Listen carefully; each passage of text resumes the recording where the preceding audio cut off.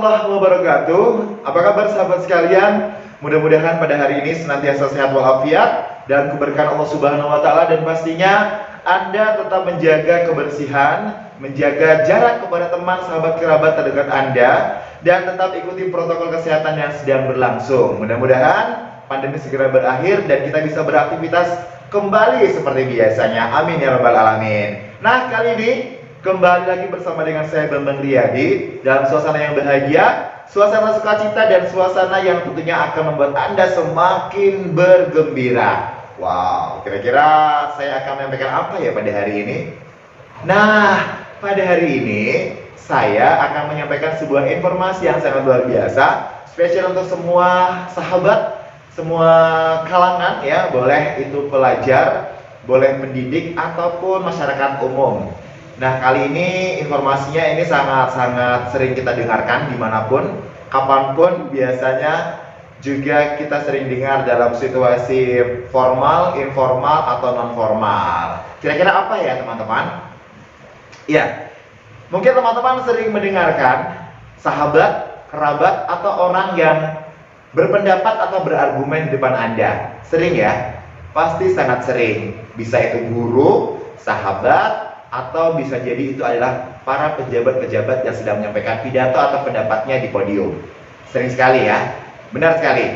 Seperti saya sampaikan pada hari ini teman-teman, saya sedang berbicara di depan Anda semua. Ini gunanya agar Anda semua bisa mengikuti atau bisa menemukan titik kebahagiaan atau informasi yang sangat akurat dari saya. Dan pastinya informasi yang akan saya sampaikan ini juga bermanfaat untuk semuanya. Nah, kira-kira apa sih hubungan yang saya sampaikan barusan dengan materi pada pagi hari ini? Ya, benar sekali. Kali ini saya akan menyampaikan bagaimana sih caranya mengembangkan pendapat dalam teks eksposisi. Oke sahabat sekalian, sebelum kita belajar dan terjun atau masuk lebih dalam lagi ke pelajaran ini, saya akan menyampaikan terlebih dahulu. Silakan teman-teman siapkan penanya, bukunya, atau siapkan handphone Androidnya, atau siapkan apa saja yang bisa untuk menulis, mencatat atau merekam suara saya, atau mendownload video di YouTube saya ini. Oke, kita hitung sampai 3 ya. 1, 2, 3. Oke, siap ya semuanya ya. Oke, sebelum kita lebih jauh lagi belajar tentang mengembangkan pendapat dalam teks eksposisi, saya akan menyampaikan terlebih dahulu apa sebenarnya eksposisi itu. Eksposisi adalah teks atau paragraf atau karangan yang terkandung sejumlah informasi dan pengetahuan yang disajikan secara singkat, padat, dan juga akurat. Nah, biasanya teks eksposisi ini digunakan untuk menyajikan sebuah gagasan. Seperti saya pada hari ini menyampaikan gagasan-gagasan yang sangat penting kepada Anda semua. Mungkin Anda bisa menyaksikan juga di televisi saat seorang pejabat atau presiden menyampaikan pidatonya atau menyampaikan gagasannya. Itu termasuk ke dalam teks eksposisi. Kemudian saya akan mencontohkan ini yang secara singkat yang mungkin teman-teman sering sekali mendengarnya. Bentuk komunikasi lisan yang menggunakan teks eksposisi contohnya adalah berpidato. Nah, dalam pidato biasanya orang menyampaikan pendapatnya secara akurat, secara faktual, dan secara gamblang. Biasanya seperti itu.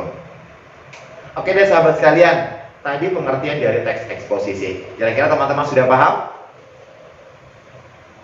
Bagus sekali. Nah sahabat sekalian, selanjutnya saya akan menyampaikan apa sih sebenarnya tujuan dari mempelajari atau mengembangkan pendapat dalam teks eksposisi. Tujuannya adalah untuk menjelaskan informasi tertentu supaya dapat menambah ilmu pengetahuan bagi pembaca misalnya atau bagi pendengar. Itu teman-teman tujuannya. Sangat simpel dan pastinya Anda sering melihat apa sih sebenarnya teks eksposisi ini. Nah, selanjutnya saya akan menyampaikan ciri-ciri dari teks eksposisi. Kira-kira apa ya teman-teman? Teman-teman ada yang tahu? Nah, kalau begitu kita cek ulasan berikut ini.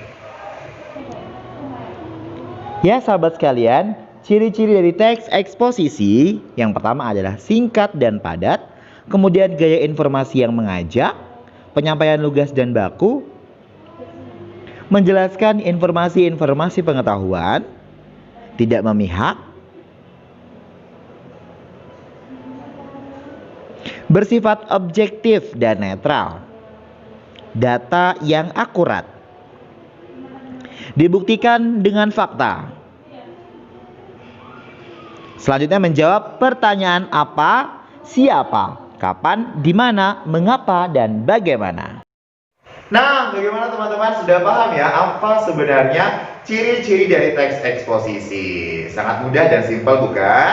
Pastinya dong. Nah, selanjutnya saya akan menyampaikan juga struktur dari teks eksposisi. Kira-kira apa ya teman-teman? Ada yang tahu? Ya, ini dia struktur dari teks eksposisi. Nah, selanjutnya yaitu struktur dari teks eksposisi. Yang pertama adalah tesis atau pernyataan pendapat. Nah, tesis atau pernyataan pendapat yaitu bagian pembuka dalam teks eksposisi.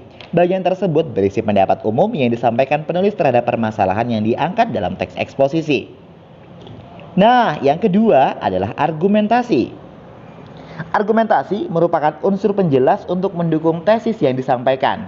Argumentasi dapat berupa alasan logis, data hasil temuan, fakta-fakta, bahkan pernyataan para ahli. Argumen yang baik harus mampu mendukung pendapat yang disampaikan penulis. Yang ketiga adalah penegasan ulang.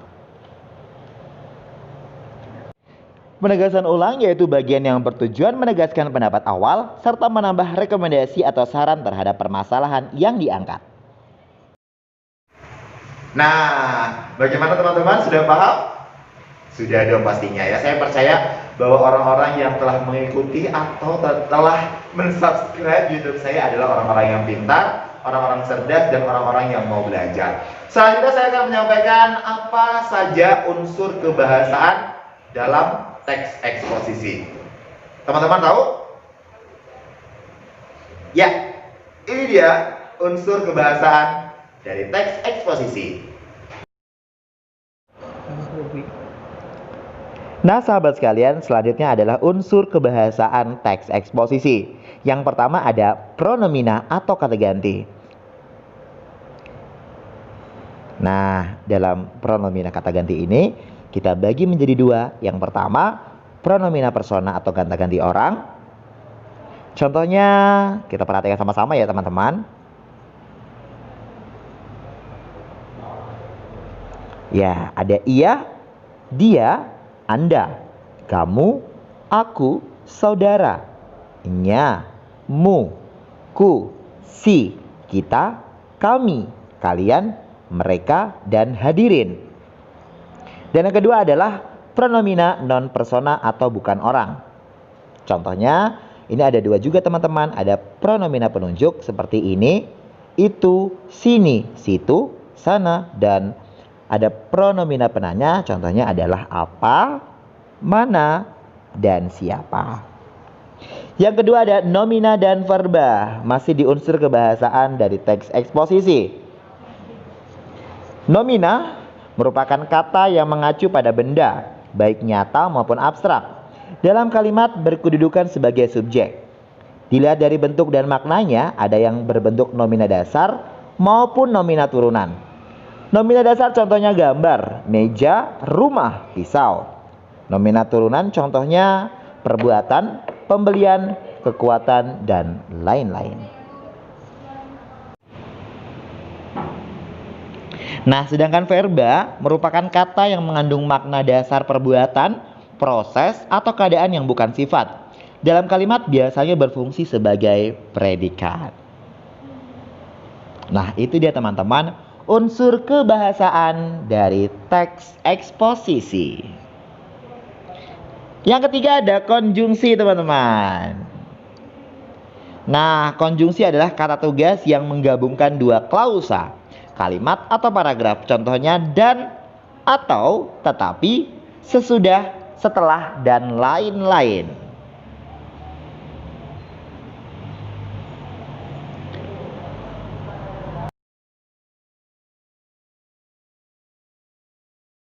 Nah, bagaimana teman-teman? Sudah paham ya?